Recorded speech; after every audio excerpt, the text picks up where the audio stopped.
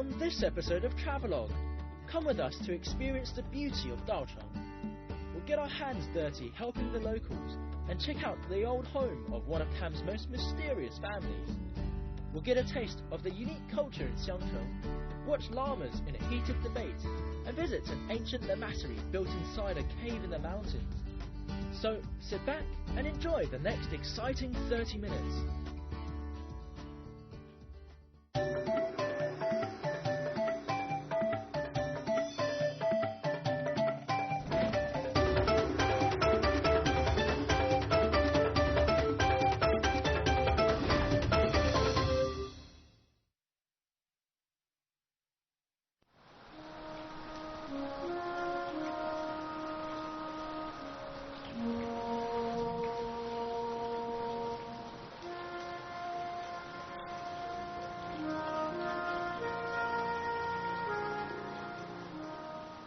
Hi and welcome to Travelogue.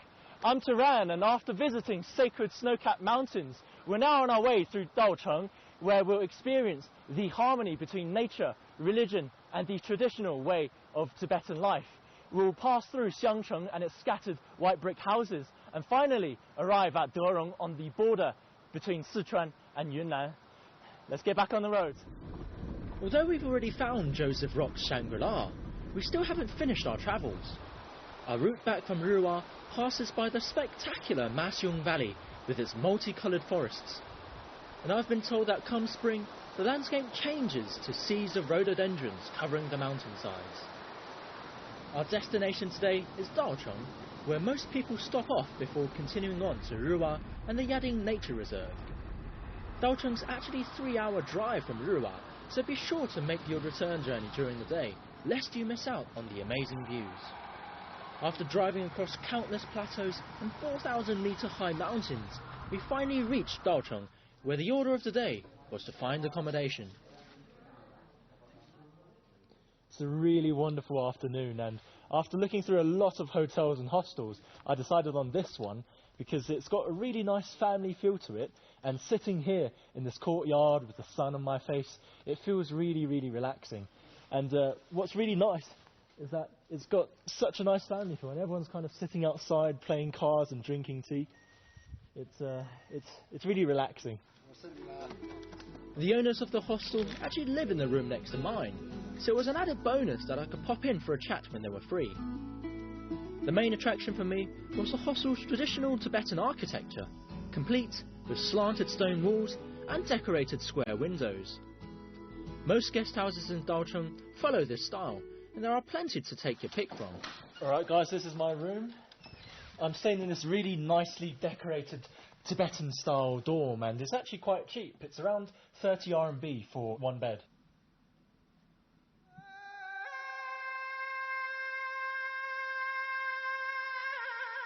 The next morning, we struggled out of bed at 5 AM as we'd heard the sunrise over Sula village is one of Daocheng's most unmissable events.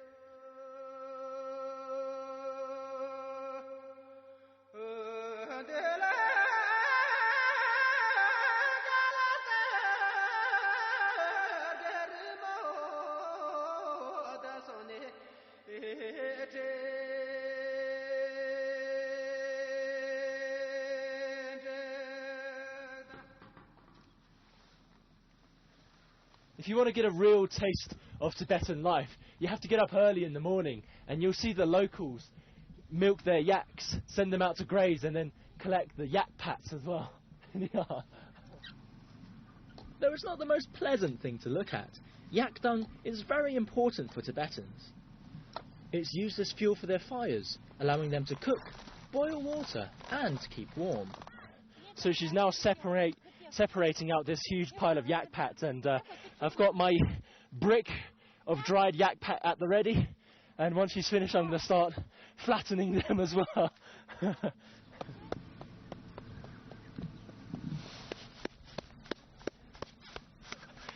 It feels really weird, but it's actually really clean, and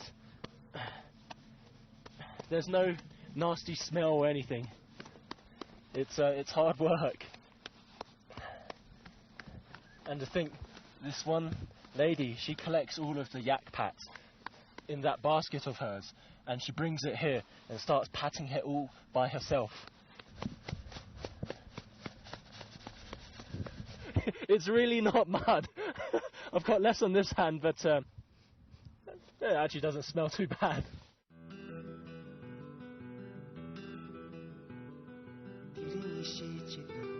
Seeing my diligence, my new friend invited me to join her for butter tea with her family.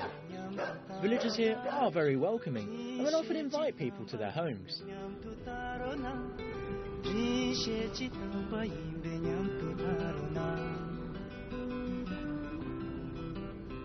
Moving on, our next stop lies at the old residence of a very interesting family.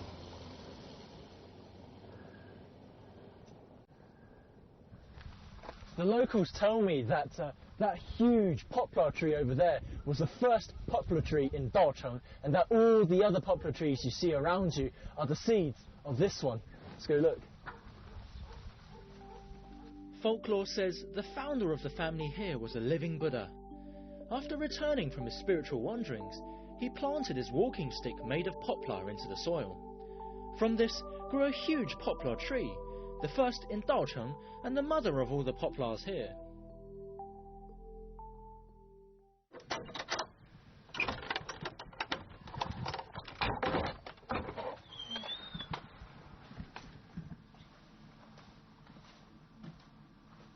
The family that lived here is something of a miracle in the Kham region. For over 700 years, each of its 20 generations had a living Buddha reincarnated into the clan. Not only that, they even had living Buddhas of two opposing sects living peacefully here. As such, you can find two prayer rooms inside this house, one for the Yellow Hat sect and one for the Stripe sect. The family still has living Buddhas to this day, but they've now vacated this house in order to turn it into a family museum.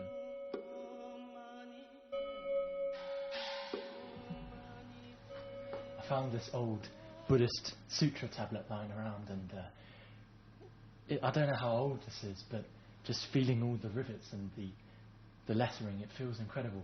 It's like I've found some kind of old treasure, and I can just imagine how many centuries, how many generations worth of living Buddhas might have read the same sutra as well.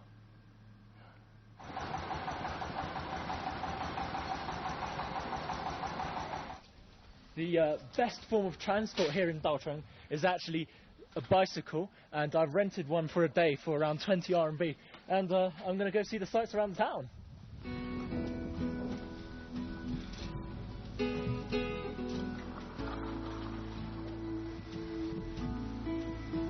Even though I'm at quite high altitude, this bicycle ride is really, really relaxing. I've got the sun shining on my right side of my face.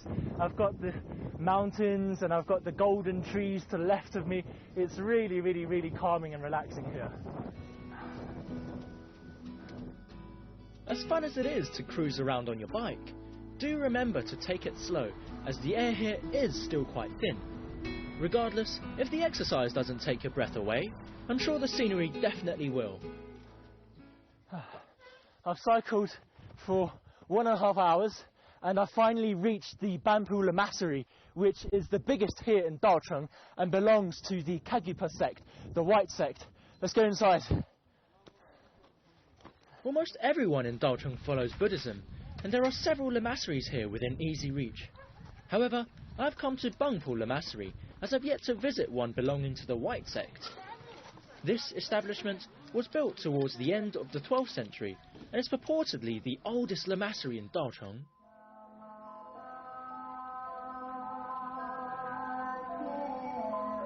One of the most important reasons for people visiting the Banpu Lamasery is the statue of the founder of the white sect that he created with his own hands.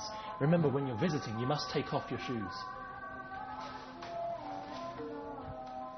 This statue is of the Karmapa Dusum Khenpa, one of the founders of the Kagyu sect. There are in fact 4 main schools of Tibetan Buddhism, traditionally distinguished by the colour worn by their followers.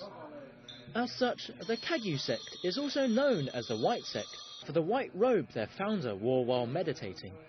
This group is particularly mysterious, as its teachings are passed down orally, so the relationship between teacher and student is highly stressed. But that's not all.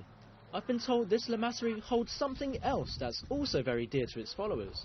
Legend has it that the first Karmapa wrote some words onto the rocks above, and we're going to go and climb and see if we can decipher them. 来，咱们走吧。爬，你先走，你先走，我不知道路。Few people have actually climbed up to read the Karmapa's words, and fewer have understood them as they're written in old Tibetan script. However, I wanted to see for myself what was written there, and see if my guide could make heads or tails of them.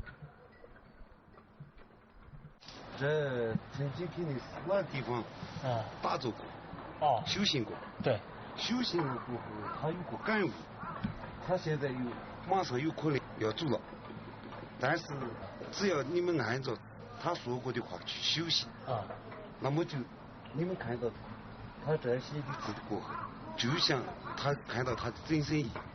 哦，这个意思。这大概是这样意思。哦，那这底下还写了一些东西啊。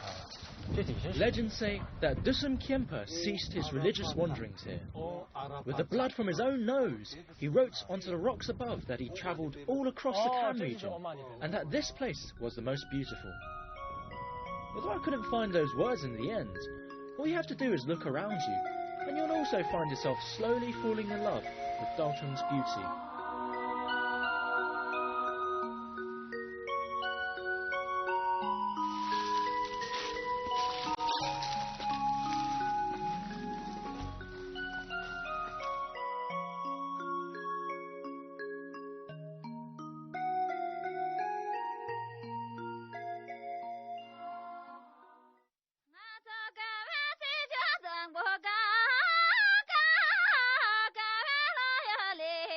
There's a saying here, come to Sula to see the sun rise, and go to Bung River to see the sun set. And what better way is there to finish off the day's sightseeing than by visiting a natural hot spring? I've had a very long day's worth of cycling around, and I'm going to treat myself to this Rubuchaka hot spring, which is around a 20-minute ride outside of town. I'll see you in a bit.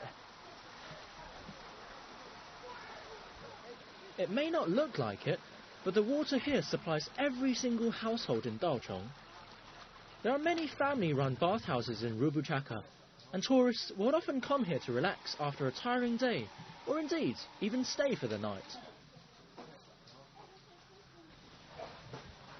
So it's actually really cheap. This place is around 10 RMB per room, and this is mine. I need to go in and change, so give me a bit of privacy. After an entire day of sweating on my bike, it was a great feeling to sit back and let the hot spring waters wash everything away. I've had a great soak. I'm dressed up in traditional Tibetan attire, and we're going to go get some grub. It's not often I don my camper clothing, but I've gone and got specially dressed up just for this dinner. Oh, nice. My friends have invited me to a very traditional Tibetan dinner, and the spread looks awesome. 这都是什么东西啊？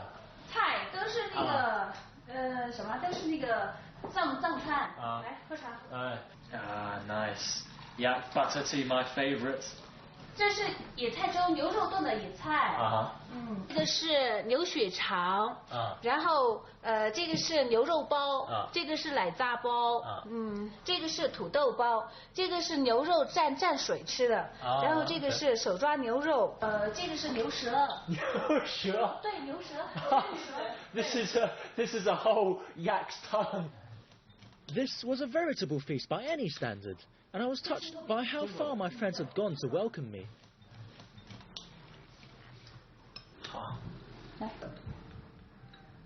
This is yak's tongue. Let's give it a try.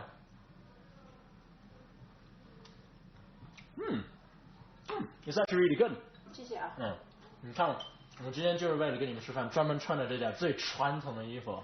那我为了跟你吃饭，还穿那么现代的衣服，咱俩穿反了。为了我们今天把衣服。In hindsight, we probably should have set a dress code. 扎西德勒。扎西德勒，扎西德勒。 Shangri-La, a fabled utopia of mystical mountain valleys and a very real paradise on Earth. Join Travelog on a whirlwind adventure as we search for this lost land. Along the way, we'll encounter breathtaking scenery, fascinating cultures, and treacherous mountain paths.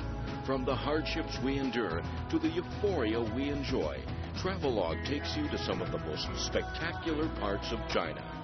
Join us on our fantastic 5-part adventure, Discovering Shangri-La.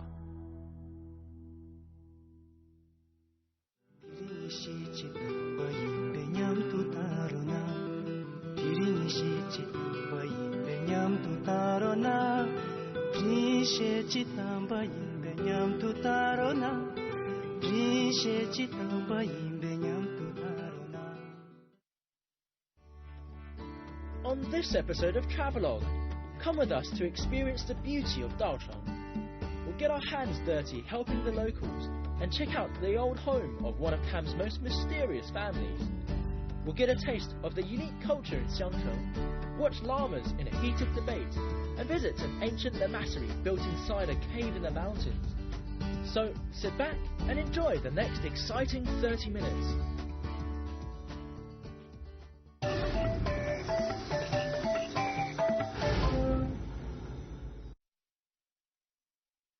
So we've arrived in Xiangcheng, which is around 2,800 meters above sea level, and it's markedly different from Daocheng because not only is the sea level different, but the climate and the weather's actually a lot warmer and a lot more comfortable for me.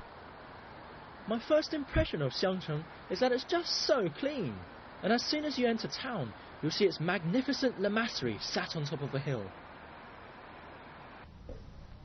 I've come to the Songpiling Lamassery here on Bamu Mountain, one of the most important lamasseries in the Sichuan Tibetan area, as I've been told that if I'm lucky, I can catch the lamas debating their Buddhist doctrines in the morning. Let's go see.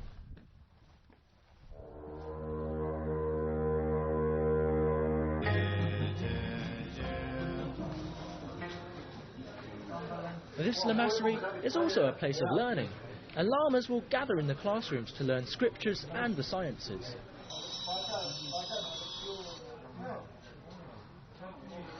To test their knowledge, lamas often hold scripture debates out in the courtyard. They'll ask each other questions, clapping their hands to emphasize their point. Respondents can choose whether or not to answer, but answer wrongly and they'll get a clap on the head, which is motivation enough if you ask me.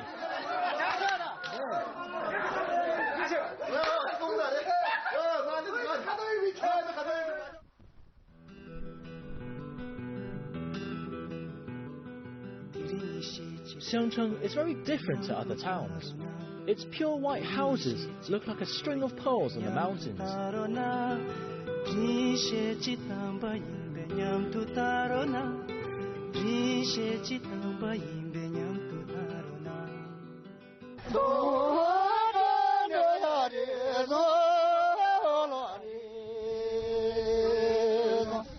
I've just run into these guys dancing to celebrate their harvest, and you can really tell how happy they are. And their dresses, they look really intricate. The clothing looks like something I've never seen before. And if your subject is willing and patient enough, you'll find that the dress will have exactly 108 folds, a number that's considered auspicious in Buddhism.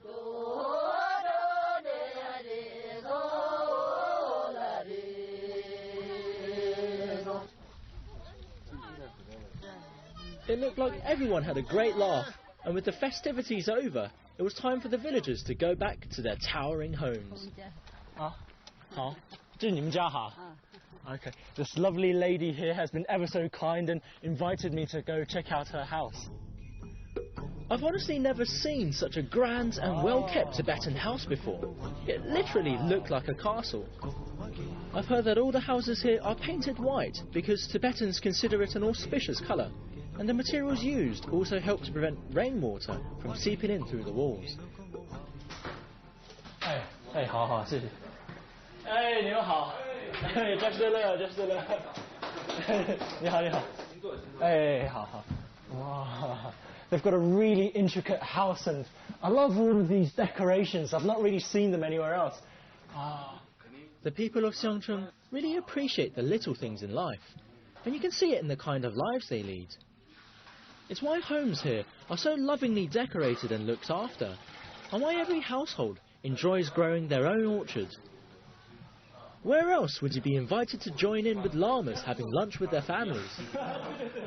There's a kind of tranquility to be found here, and it's no wonder why Xiangcheng is now being marketed as a refuge for weary travellers to come and refresh their spirits. With the environment in Tibetan regions as difficult as they are, I recommend staying for a while, so you can enjoy a slice of the harmonious life you can find here.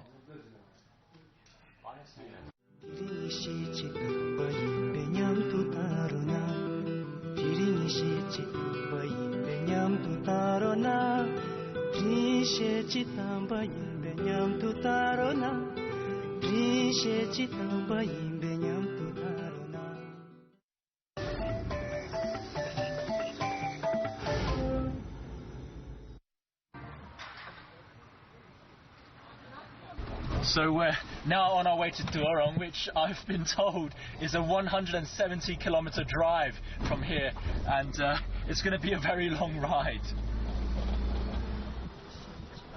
Durong lies at the border between Sichuan and Yunnan province, and it's the final section of Sichuan's Shangri-La.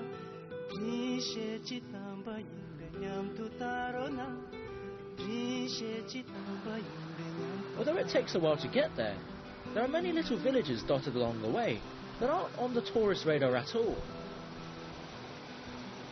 If you have the time, I recommend stopping at a few and seeing what stories they might have to tell.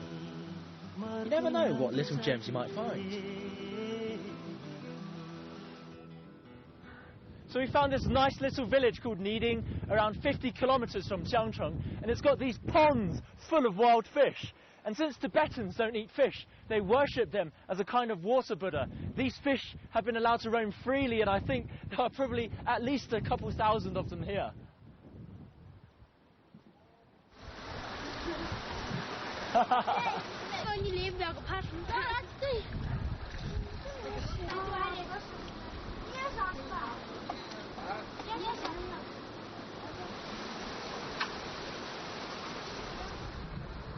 By the time we did eventually reach Durong, it was already night time. Most travellers passed by Durong without stopping, but we had been told of a place that we just had to see.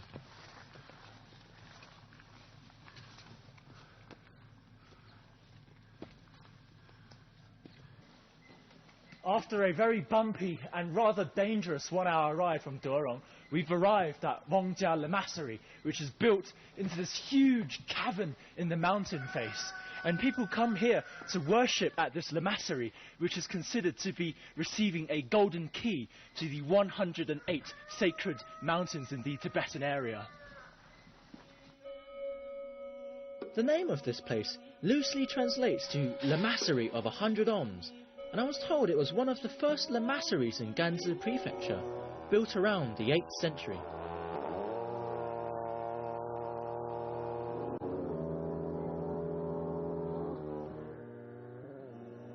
Apparently, it was founded at the behest of legendary Padmasambhava, who essentially made Tibetan Buddhism what it is today.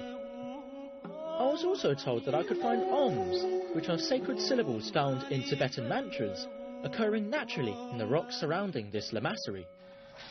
Try as I might, I didn't actually discover any sacred rocks, but don't let that discourage you from coming here and taking in the incredible atmosphere of this place.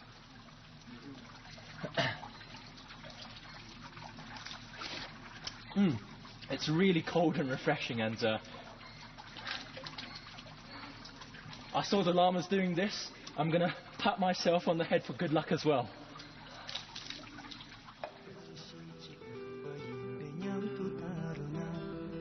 The journey so far has been nothing short of spectacular, but our adventure across Sichuan is finally coming to a close. However, we do still have one more stop, and it takes us right into Yunnan's Shangri-La County. I've cycled across highland pastures and poplar forests and met some incredibly warm-hearted people here. and I've grown to really admire their passion for life that comes from their strong religious belief and also their coexistence with nature.